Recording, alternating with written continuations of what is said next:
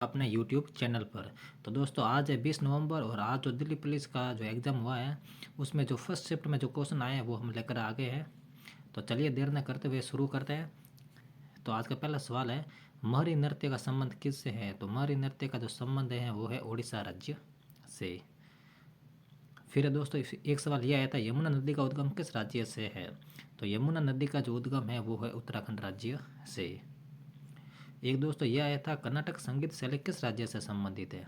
तो ये दोस्तों कर्नाटक से है, केरल से है, तमिलनाडु से है और आंध्र प्रदेश से है। फिर दोस्तों ये आया था एक सवाल, गरीब कल्याण रोजगार अभियान की शुरुआत कब हुई थी? तो ये हुई थी 20 जून 2020 को। एक दोस्तों ये सवाल पूछा गया था, विश्व की सबसे बड़ी सिंचाई नहर है? तो दोस्तों विश्व की सबसे बड़ी सिंचाई नहर जो है वो है इंदिरा गांधी नहर।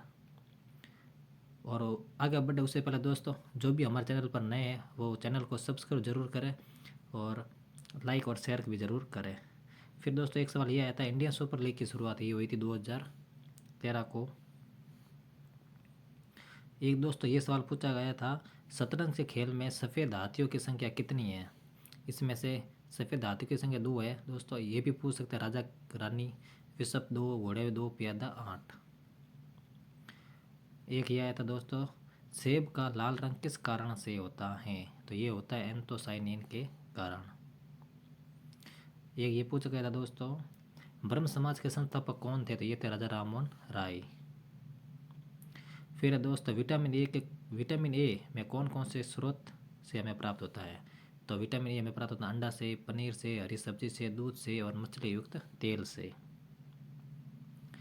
फिर दोस्तों सूर्य कुमार यादव का संबंध किस खेल से है? तो ये है क्रिकेट से।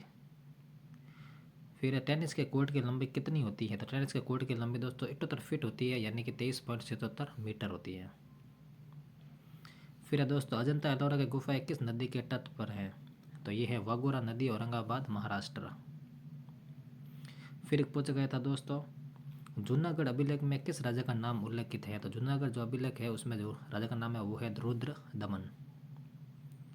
फिर था दोस्तों, ग्राम पंचायत का गठन संविधान के किस अनुच्छेद में है? तो ग्राम पंचायत का जो गठन है वो है अनुच्छेद 40 में।